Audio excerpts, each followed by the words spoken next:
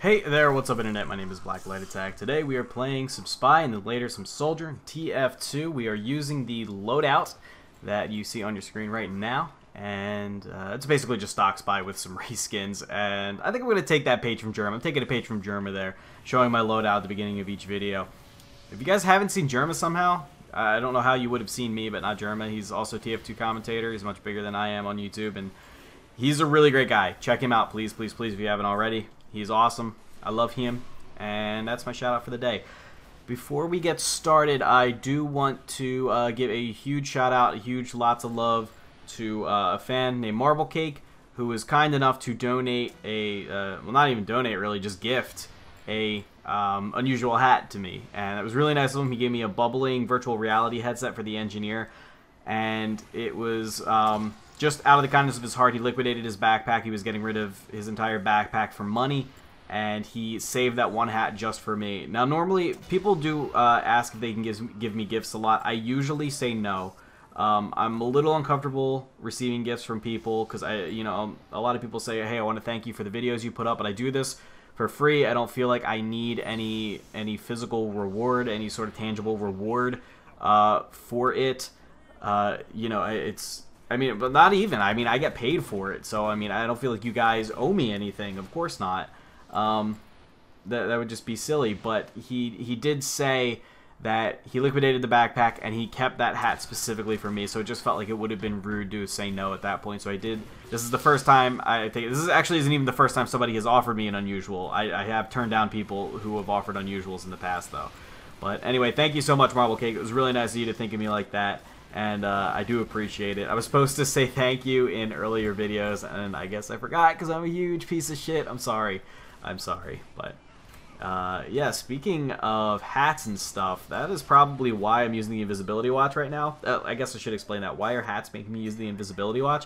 Because my skill is just shit at this game right now. I am so terrible at this game right now. It's absurd.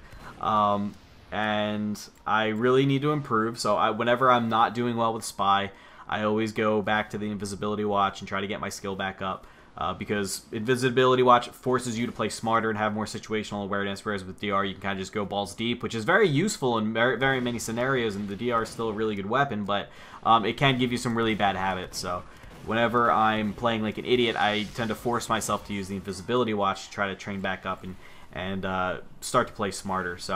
And the reason I think that I'm playing so poorly is because I've been spending more time trading than I have actually playing the game, which is a pitfall that many TF2 players fall into at one point or another. When I actually try to play the game, I'm just awful, and I've spent all my time playing the hat game, because as we all know, TF2 is actually just a war-themed hat simulator. To be fair, I can trade at work, and I do most of my trading at work, but still, I've been playing a lot of other games as well, so...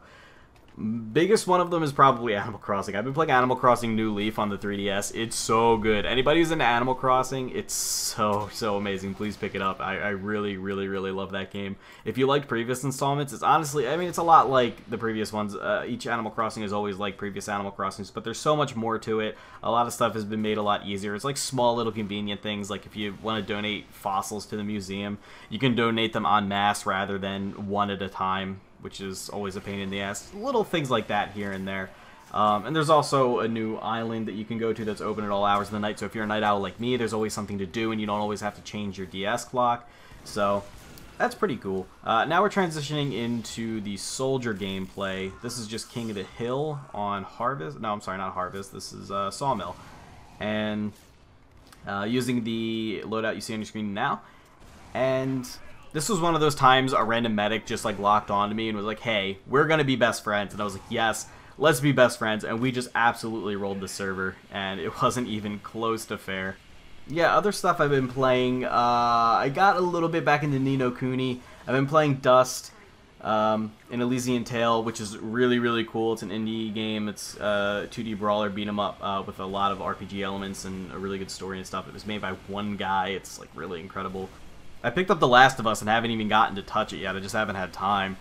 And on top of that, I started my Final Fantasy VII Let's Play. Anybody, if you somehow missed it, please check it out, because I am super into this game. This is like my favorite game. Not like my favorite game of all time. My favorite game of all time. Probably the most influential game of my childhood, the biggest game that made me love games. This is it. This is my big game of my past, of my childhood. So I'm really hoping that this goes well and that a lot of you are interested and want to see it, because if we can get a steady viewer base for this one, because my Let's Plays have typically done pretty well with you guys in the past, but Jet Set Radio really did not very well at all. Not a lot of people watched it. That's kind of been the way all my videos have been going recently, though. And I don't know if I have like one channel to thank for that, or if it's my fault somehow. Like I'm doing something wrong. Has my content been shitty? I don't know. But basically my view counts have been through the floor. Not good. So I really don't know what's up. You know, and this was kind of me hoping that I was somewhat close to eventually one day being a full-time YouTuber and making a living off of this, and just looking at those numbers, it's like, well, that's never going to happen, and that's upsetting, and it sort of becomes a struggle between my real job versus what I want to be my job. And you know, it's almost it almost feels audacious. It almost feels like I'm selfish wanting to YouTube full-time, but I don't know if that's maybe just a dated sentiment, because so many people are full-time YouTubers now. It's crazy that this is even an option these days. I think it's both fascinating and terrifying at the same time, and it's something that I would love to experience, but I simply can't just leave my job. I simply couldn't support myself on how much, what small amount of money I make YouTubing right now, and you know, everything goes to view counts. Everything is about views, and I don't know if I'm not whoring myself out enough, or if I'm just not making good enough content, but they're simply not there, and it's just not even close to an option.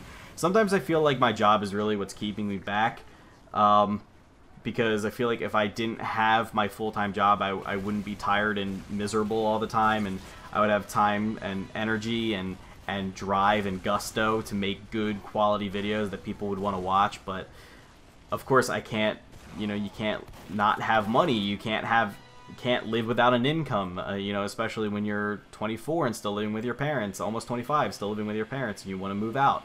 It's just not feasible to not have a job, and, you know, there's always a chance that I could quit and then hit it big, and hey, holy shit, I'm a big-time YouTube star, look at me, I'm going to make all the money.